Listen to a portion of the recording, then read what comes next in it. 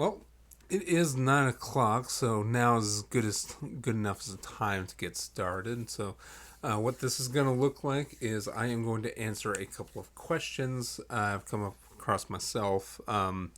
As stragglers start walking in, they may ask questions as they come in that might not be what I have planned to have answered, but I will do my best to answer those as they do come in. Probably between now and towards 9:30 ish. From there, I was only going to read an excerpt, but I'm just going to go ahead and read a chapter instead.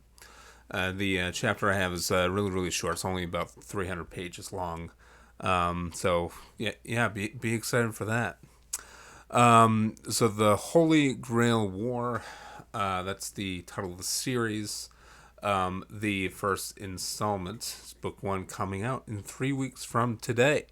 So be very excited. I'm very excited.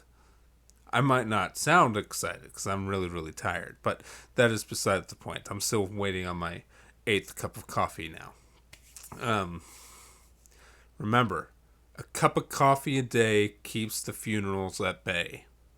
Just remember, okay? It's very pertinent life advice right there. You should drink coffee every day. You don't necessarily need sugar in the coffee or cream. Just black coffee. Coffee that's black to reflect the darkness of the souls within. And without further ado, we'll go into the first question: is what inspired me to write this particular book? So, funny thing is, this inspiration comes from 2 parts. So the first part ultimately was going to be a revenge story. I was originally inspired by this game that came out that was published by this company that I'm no longer speaking the name of. Yes, I am indeed mortal enemies with Activision. We're going to have to go without Call of Duty for a while. All right. Particular Modern Warfare 2 towards the end, where you had Task Force 141 getting betrayed by the institution that essentially employed them. And so I was using that particular plot point as a springboard from the novel. That was the initial one. So, but more or less, originally, this was supposed to just be military fiction. Was not designed to be fantasy related, not designed to have anything of the fantastical or necessarily the science fiction play too big of a role in that. And, in this particular volume, you do have the same thing. It doesn't really have a huge influence of the magic system, but the magic is very much more there than what I intended within the initial draft. So the initial inspiration came from a particular plot point from Modern Warfare 2 towards the tail end of it now. And what ended up happening is I ended up, this was a number of years ago now, I probably want to say around 2015. Went to college, started writing it, had probably a good 40,000 words in, and then I kind of just stopped. I think I got just really busy at the time, and then went on forward into other things, other stories, and I just really lost passion for that particular story. Now let's go ahead and fast forward to August of 2020. Pandemic times. Good times. It was very good. It was a very good year. Lots and lots of isolation. It worked out for me. I don't really like people all that much. This was great. I also worked for an insurance company, so we worked remote. I also didn't really suffer from work apart from that. It just got slower, which for me wasn't really a bad thing. So I had been introduced to a couple of different news stories at the time, many of which included the Fate series, and particular Violet Evergarden is kind of what I started drawing most of the inspiration from. If you don't know what Violet Evergarden is, it's a series of short stories told through the eyes of civilians following a person's struggle, particularly a veteran's struggle to integrate back into civilian life, and really illustrating how difficult that is. And I'd like to say that for the most part, that is where I drew the main inspiration from this particular story. Now, obviously, it is part of a series, so it does escalate, and it will escalate. And just the question is how long is it going to take to get to that escalation, and how long will that escalation last? Both of which, actually, I do have a general idea of like how long.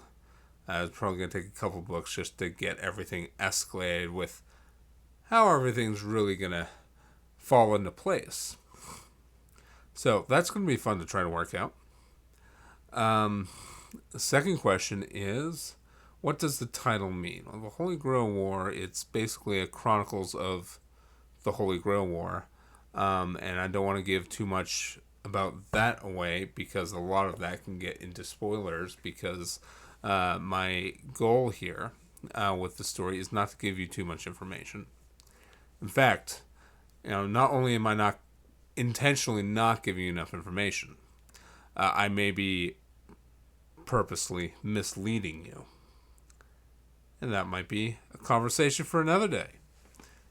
Being purposely misled to go down one path when the path to follow is the one right before your nose and not the one that I led you on.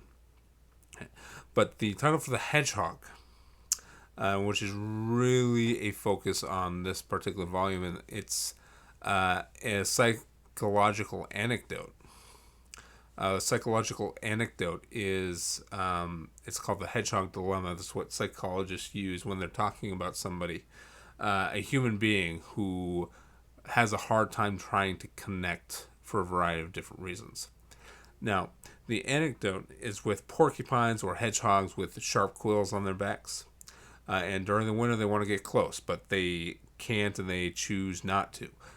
Reason being is because their quills will hurt others as they snuggle up close, and the quills of the other hedgehogs and porcupines will hurt them. So, you get into this dynamic of someone is either A, going to hurt their friends, or B, convinced that their friends are going to hurt them. And that is what the title means. Okay. And as far as another question that's kind of related to this is, what is it about?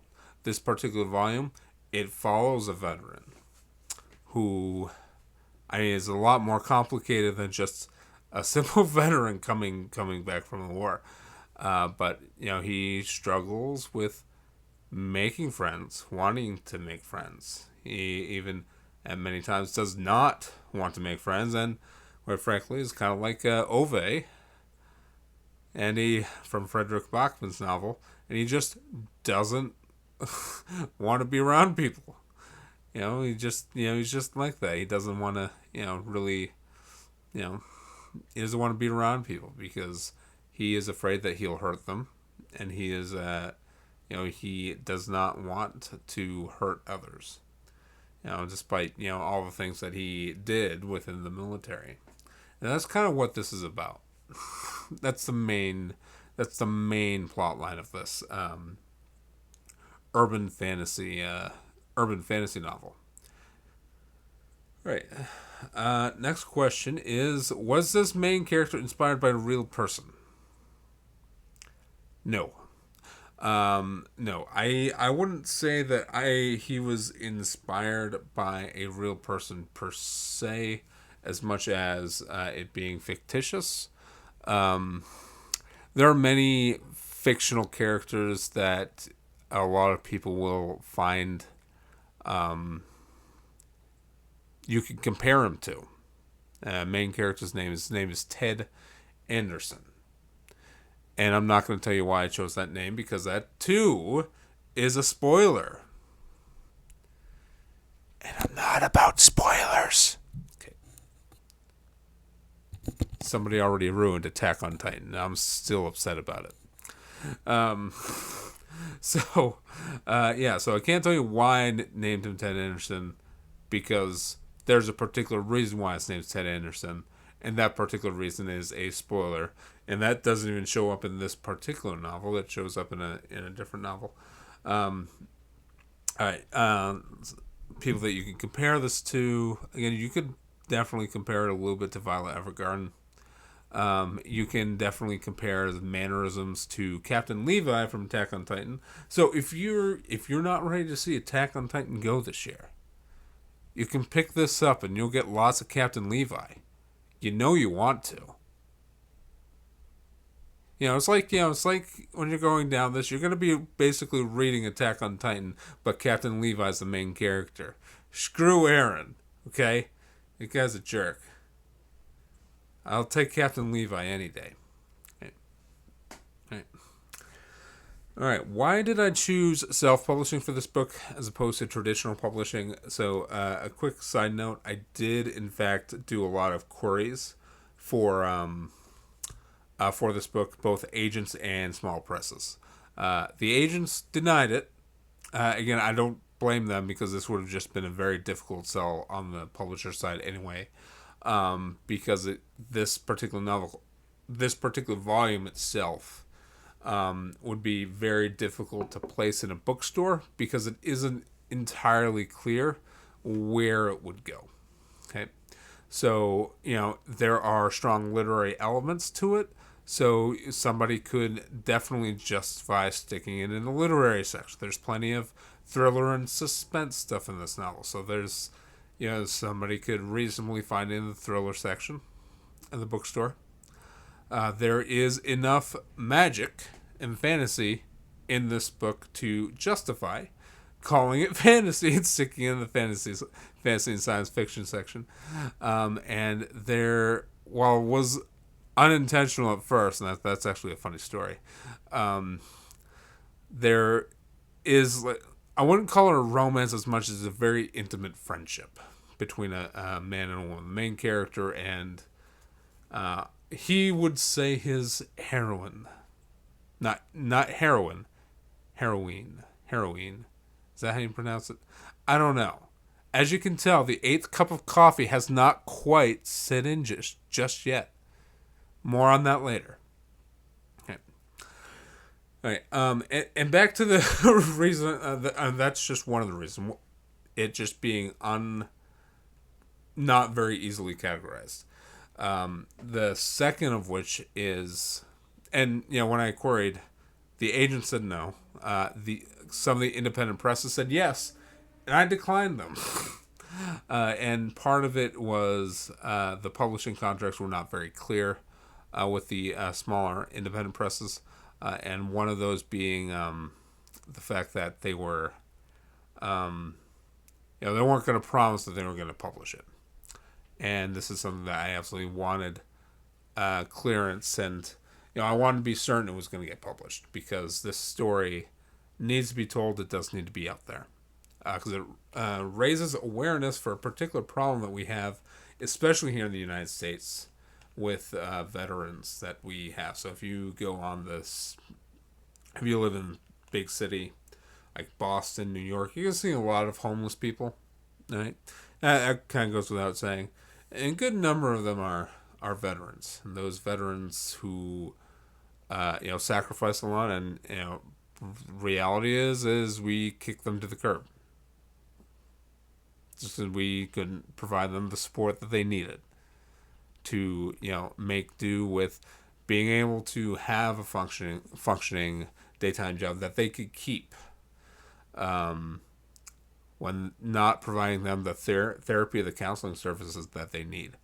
And that's kind of one of the things I kind of want to, really portray, is that, the lack of support that they need that they did not get. Okay. Third is, because there's going to be a lot of magic coming on and, lots of like crazy stuff, I do want to turn this into like a graphic novel or a manga, and I really wouldn't be able to do that if somebody else was publishing. I'm like, I don't know how long this is going to be. I want to turn it into a manga. They're going to say no, or they might say, yeah, just let us see how this does first. And then we'll talk about it. It's like, fine. I'll find a way to raise funds and do it myself. Yeah, so that's one of the reasons why. The other reason, I have no idea how long it's going to be. Could be 10 books, could be 40. I don't know. I have no idea. Maybe, just maybe, this will be longer than the Wheel of Time. And I'll be very happy with that. But I'm trying not to make these like tomes of like 250, 300,000 words if I can avoid it. All right. How many hours a day do you write? I write quite frequently. So to be a successful author, you really don't need to be writing any more than 20 hours a day. No more than that. You probably don't need to be writing any less than 16, but you can stop at 20. You don't need to write any more than 20. No, but on a serious note, which is again why I drink so much coffee, that can't be good for you. So one of the reasons, on a serious note, I have word count goals. So on a day when I am working on a day job, usually for like 8 hours, my word count goal is typically about 2,000 for the day. And then anywhere from 3,000 to 4,000 on a weekend or even on a holiday. So that's kind of the workout. So I don't really have an hour time frame as much as I have a word count goal that I shoot for. And sometimes my individual goal for the day might be ambiguous. So if I'm at a point where like I really want to finish this chapter, it's short enough. I just want to go through one chapter. That chapter might be a little bit longer, 5,000 or 6,000 words, maybe even longer than that. Again, depending. Actually, this reminds me of another little funny story here. So on one night, back in like September, pretty sure it was a Friday, right? So I was like, it was either a Friday. Yeah, it must have been like a Friday. No, it was a Saturday. So I was writing all day. When I mean all day, like I was like literally writing all day. Like I may have like stepped outside like once to go for like a 2-mile walk. But I've been writing all day. So I wrote a chapter, wrote another half a chapter, and I says like, okay, I am done. It's 10 p.m. I've been up at this all day. It's time to go to bed. Right? So I already know what's coming next. Right? I stopped at a very good spot. So like first thing in the morning, I can pick right back up. I know what I'm going to say next. Okay. All right. So my typical routine for going to bed is hop in the shower, listen to some music. And so at that particular time, I was listening to a Naruto soundtrack. Particularly the depressing stuff, because that's the type of mood I was in at the time, and just did what any reasonable person would do while they're in the shower, and they would just start talking to themselves, like they're a crazy person, like they're clinically insane. And it was a great time to be clinically insane. It was wonderful, and so what I ended up doing was I was dictating the rest of the chapter while I was taking the shower. I was like taking the body wash, the soap, and the shampoo, and I was dictating the rest of the chapter. And I was like, I can't stop now. I just can't. This stuff is too good for me to let go of. And if I go to bed now, I'm going to lose it all. So I hop out of the shower, get dressed, turn my computer back on, and proceed to write the rest of the chapter. And so that's that ended up being like a 10,000+ word day, which is very rare for somebody like. Actually, it's pretty rare for most people. Now that you think about it, most people don't or like can't write 10,000 words a day. I've done it twice. I came really close a third time very recently at 9,600 words, actually. Okay. What did I edit out? Good sirs, I didn't edit out anything. I added stuff. Yeah, there are whole chapters in here that did not make it into the rough draft. The prologue being one of them, and this chapter, which I'm about to read, because we're getting close to time now, and yeah. So with that being particularly said, like a lot of these chapters were added to the books, to this book. The prologue was added. The last chapter was added. There was actually pretty much anything after like chapter like 19, 18 or 19 was added, right? Those were chapters that did not make it into the rough draft. And the reason is because I decided to end it in such a way where I could have ended it right there, and it would have been and it would have just been a very different type of story. And I didn't want to go too much in detail, but it decides like one, there's this other character who kind of took control, and she was only meant to be a side character, but she decided to be selfish and wanted to take control of the story. And so now because she did that, I have to add a couple other chapters to like fill her out a little bit.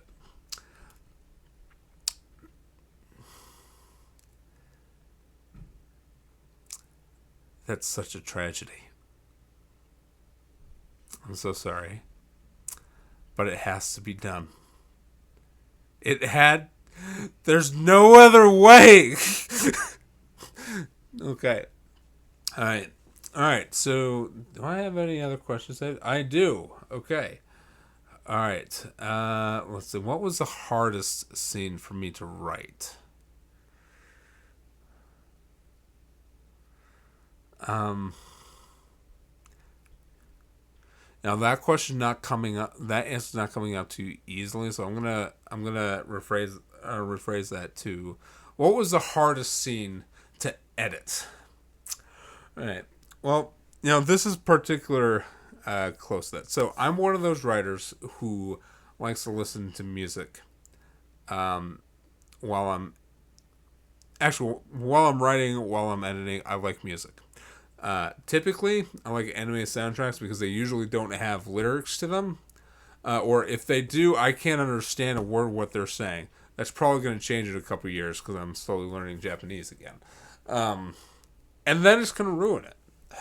That'll be fine. Everything is fine. Everything is fine. Yeah. But, behold, another such tale. So it's related to the previous story I just told, where I hopped in the shower, dictated it, and went back out, because that scene itself was very emotional for me, because I really put myself into the characters dealing with their particular emotional stress. Right? I was on a long run. This is like one of those. This was one of the final drafts, and I wanted to get this back off to the editor before they got it back to me for like a final copy edit. And what ended up happening is it was probably about like 10 o'clock, and I took a look at the next chapter, and it says and I just like skipped over. I didn't look at the next chapter. I just skimmed over to see how many pages was left. It's like, oh, this is not that long. I'll finish it. All right. So now, not only am I already an emotional wreck from editing the previous chapter, like I take a more serious look at the chapter title, and I'm like, yeah, and then I like read the first paragraph or two, and I'm like, oh God, it's this chapter. What am I gonna do? I can't freaking handle this right now. And it was like another emotional one for me. Again, the music didn't help. The music didn't help. And so, if you decide to pick this up, if you're reading it, uh, I would personally recommend putting it to some sad music on all the chapters, because you'll really be immersed in the story. Yeah. All right. Next question is: does your family support you? Yes and no. So my immediate family, like my mother and my brother, not really. They don't really support me in any really way. I don't particularly have the strongest relationship with them anyway. It's kind of non-existent. It's just a simple of I'm proud of you, but I'm in a family where actions speak louder than words, and there really was no action with that. Now, my father, on the other hand, I'm sure he's not read it. He's not really the biggest reader in the world, but he has bought them, which is much more than I can say for some other family members. And then I have the family that I am close with. They're more distant. They have cousins, aunts, uncles, things like that. And the fact of the matter is that some of them bought them, some of them have read them. Not too many people have provided them with feedback just yet, nor have they put on reviews. So, if you like this book and you buy it, please leave a review. Even if you don't like it, but you think somebody else might, please leave an honest review. Could be good, it could be bad. They're still helpful. They're still helpful. So even if you even if you put in like a bunch of like 1 stars and whatnot, that still affects the algorithm for whatever the review is on, for exposure. And if you just put the reasons why you liked it, why you didn't like it, especially if you didn't like it, that's very helpful to me anyways, because I can see what it is that didn't work, or if that was just more of a personal preference, an issue, which of course it's are subjective. It's not going to appeal to everyone. This definitely is not going to appeal to everyone. Yeah. How long have I been writing? I've been writing as long as The Fellowship of the Ring by Peter Jackson's been out in theaters. That's been a very long time. That's a very long time. But I've been writing ever since then. And since then, I have read the books a number of times, and I am still a fan of them. I know a lot of people in this day and age don't like the books as much, and I think a lot of it's just because of the overwhelming detail, which I don't think is really that much. But again, if you compare, once you've read Robert Jordan, it's not that detailed. But the prose is beautiful. So I've been writing this since then. I have published a couple of books. Now I've published 3 books. One last April, so April 2020. It's either April 2020 or April 2021. I don't remember. I think it might have been April 2021. But anyway, so there's that. And lo and behold, it is almost time. Are you ready? I don't know if I'm ready. So should I talk about this chapter first, or should I just really go into it? I think I should just wait a little bit beforehand. But I will definitely go ahead and mention that this is a chapter that does not involve the main cast. So this is actually, so I'm not even giving here I am talking about the main part, which is actually for me was the most enjoyable part, and I'm not even giving you that. You can buy it and read it for yourself. No. I will be reading those later. Just another 1 week from today, and then on the 10th when it comes out, I'm also going to read another excerpt. But those are going to be excerpts. This one's just going to be the full chapter, because the chapter itself is probably the shortest chapter in the book. I shouldn't say that. There's one other chapter that's really, really short, but that chapter is, there's a lot going on in that chapter. A lot goes on in that chapter. All right. Well, it is now 9:30. I've got my coffee here. I'm going to take a quick sip. And gather around, children. It's story time. Chapter 3. Sverdlovsk. This world would look much better on a mantle, covered in flames.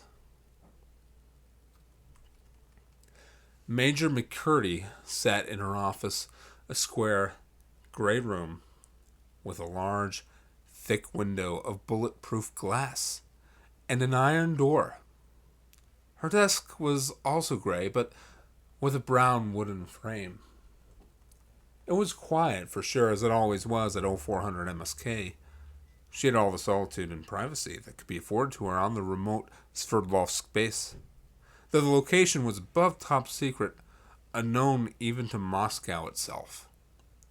She still felt the need to be up and in her office at 0400 to get an even deeper sense of privacy. She yawned as she took a sip of her coffee, watched her computer screen, monitored the emails, surveyed vehicles drive by, not suspecting anything at the side of the Ural Mountains. She scanned every single suspicious car. A pang of hurt shot through her each time the framed photo of her uncle caught her eye. She never thought to move it. She only thought of her uncle and what he would have suffered 8 years ago. She had to keep his photo up. Someone had to be there to remember. An email popped up on her screen. It was a report from the CBRN team. The radiation at the top of the mountain spiked up again. This time, the levels clocked in at 1.294 sieverts. These levels were 3 times higher than the last peak. Scrolling through the report, she noticed it was isolated, as usual, but substantially higher up than it normally occurred. She skimmed through the rest of the report explaining the abnormality of the event being instantaneous and without currently detectable residue. And again, through the paragraph suggesting closer investigation to find residue. Radiation. The ruse we created to have a team of regulars monitoring it. If it were a natural occurrence, yes, there'd be residue. She sighed, knowing she would have to head up this wild goose chase for residue radiation. But if I went alone, it would only raise unnecessary suspicion. She knew that it was only a matter of time before the higher-ups would want a full-scale investigation to find out why the radiation levels are sporadically spiking. But this wasn't natural radiation. A caster from someone's administrative branch was operating where they shouldn't be. It's about time to send someone up there. However, the administration is going to want to hear about this. She put her hand on her handset and breathed in. She marked the handset with an insignia shaped like a vein. The phone gave off a green aura. No one could trace his call. The wires were now heavily insulated with Hermana. Admin Colton, the strict voice answered. Admin Colton, Major McCurdy here. I just received a report about increasing levels of radiation. I'm reading 1.294 sieverts. That's not the outpour. The outpour is that it shortly dissipated with no trace. I think someone known is operating here. Is this cause for concern for the administration? Location. Devil's Pass. Yes, that's not radiation, he answered. I need you to see to it. Whoever it is, and report back. You know what to do. Admin Colton out. She returned the phone back to the receiver. She removed Hermana from the phone. She immediately went to the radio to call in the CBRN team. This is Major McCurdy. Report in. Yes, ma'am. Sergeant Newen reporting. A voice returned. Wake your squad up. Report down in the briefing room now, she ordered. Yes, Major. His voice clicked out. And now I have to get people killed that I don't need to be involved. There has to be a better way, she said to herself. We're devils. We all deserve to die horribly for the things we've done. Damn it all to hell. I'm always in these shadows, getting these men and women killed. They have nothing to do with any of this. But protocol is protocol.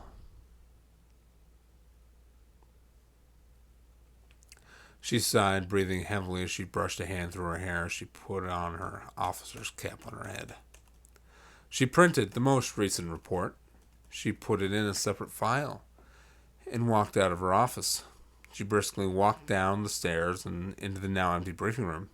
She went to the desk in front of the desk and put her folder down, waiting impatiently for the squad to show up. Just as she was thinking about calling again, they all came in single file. Specialist Adams, Sergeant Nguyen, Captain Gagor, and Warrant Officer Lee. She smiled as they all came in. At ease, she said, waiting for them to sit down. The familiar but unwelcome lump filled up her chest with guilt. All fine men. It is unfortunate, really. They're going to see something they are unallowed to see. Sorry. I'd do this myself if I could, but I can't go alone without raising suspicion. I wish you could say your goodbyes, but this is how it must be. I'm sorry. And that concludes our reading for today. Like I said, it was a very, very short chapter. It didn't even take me 7 minutes. All right. So next time, again, it's going to be 9 p.m. Eastern Standard Time in the evening. And again, I am going to post it on YouTube for those who cannot make it. And additionally, for those who cannot make it, as to those who are also in alternative time zones, it is going to be available on YouTube. And I will have a link on my Twitter if you are following me, and that's going to be sarcastic_elf, which is ominous Ar-Feinial, and allow for the sarcastic tomfoolery to await, and of course the variety of anime memes I occasionally and exhaustingly retweet. All right, well, happy Friday, everyone, and we hope to see you next week.